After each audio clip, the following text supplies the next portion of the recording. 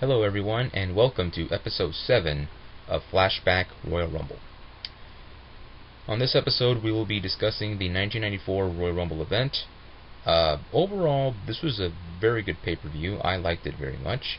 One of the things that stuck out in my mind was, of course, the start of the Bret Hart-Owen Hart feud that started at this pay-per-view event. It was in a tag team match, as it was the Hart's brothers taking on the Quebecers for the WWF Tag Team Championship. Now, on this match, Bret Hart was selling a leg injury, and throughout the match, the Quebecers were really working that leg. And I believe Bret Hart had a few chances to tag in his brother Owen, but somehow Bret didn't, and it ended up costing the match as the referee stopped the match due to Bret Hart not being able to continue.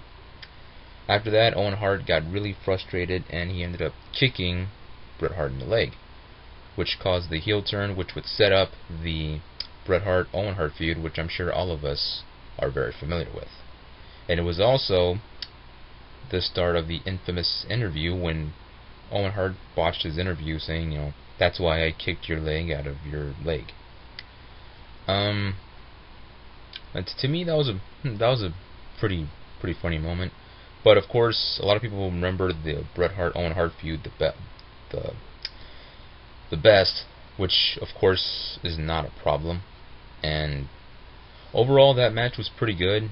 The tag team match was very good, and of course, it started the Bret Hart-Owen Hart feud, which we all, I'm sure, remember as being a very awesome feud. And of course, it all came to a head back at WrestleMania 10. Again, another great matchup. Also, another memorable moment that happened that night was the casket match for the WWF Championship between Yokozuna and The Undertaker. The match itself was pretty average at best. Of course, the most memorable part of that match was the 9 or 10 heels that came in and attacked The Undertaker and cost him the WWF Championship. And of course, we all remember Yokozuna grabbing The Undertaker's urn and taking it off, and all that green smoke and ooze coming out of it. And then as the heels were carrying The Undertaker, the casket that had The Undertaker in it, that same green mist, same green smoke was coming out of that casket.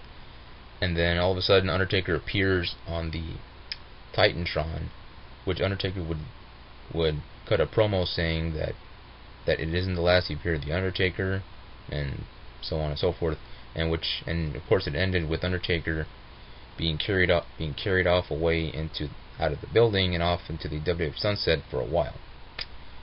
To me, that was a pretty good way to send Undertaker off on a much needed vacation, as I think it was much needed. Of course, he would miss WrestleMania, which I believe was the very first WrestleMania that he missed. Of course, wasn't the last. But overall, the casket match was pretty good, and of course, the most memorable part was, of course, the heels getting involved in the Undertaker promo. And of course, we now go to the Royal Rumble match. The Royal Rumble match itself was average at best, and of course, we all remember the double finish between Bret Hart and Lex Luger, but I want to point out one thing. That one thing was the involvement of Diesel.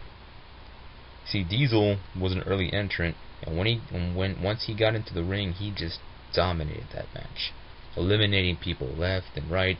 Now, the story goes that Vince was planning to show Kevin Nash out the door shortly after the Royal Rumble event, as he felt that people didn't really respond to Diesel, as Diesel wasn't getting any kind of heat whatsoever. But that all changed once Kevin Nash got into the Rumble. The crowd was really getting behind Diesel, especially with the people when he was eliminating people left and right, and then the crowd just went nuts for this guy. And of course, after Shawn Michaels eliminated Diesel, Kevin Nash got a big reaction, and of course, that all started the year of Diesel. That's when he went on to win the WWF title, the Intercontinental title, and the tag team titles all within 1994. So it's amazing how one match could change somebody's career, and that came to fruition with the involvement of Kevin Nash in the 1994 Royal Rumble. Now we move on to the double finish. Now, I've heard stories on how this match came about, how this finish came about, because Vince wasn't really sure whether Bret or Luger should win the match. So what he decided to do was have Bret and Luger do a double finish, and then the crowd would decide who would win the match. Now, wrestling legend has it that Vince, in his heart, really wanted Luger to be the one that the fans decided. But that didn't happen. See, this was in Providence, Rhode Island, and Providence was a hardcore wrestling town. And so, the Providence crowd obviously showed their love for Bret Hart. And they actually booed Luger when there was any indication that he was going to win the match. So, with that being said, it all ended up being a double finish. Both Bret Hart and Luger would go on to win the match, and would go on to WrestleMania to have both of them have WWF title matches. So, overall, this was a pretty good pay-per-view. Some good memorable moments. I personally love the Kevin Nash moment myself, and the double finish, I'm not too crazy about it, because obviously Luger didn't really get anything in terms of reaction. In fact, he got a bad reaction in my opinion. But it happened. Bret Hart would go on to very better things. And that will do it for this episode of Flashback Royal Rumble. I hope you guys liked it. Don't forget to leave a comment, subscribe to my channel, and you can also follow me on Twitter at JJMWWE89. So, until we meet again, my name is Jeremy. Take care, y'all.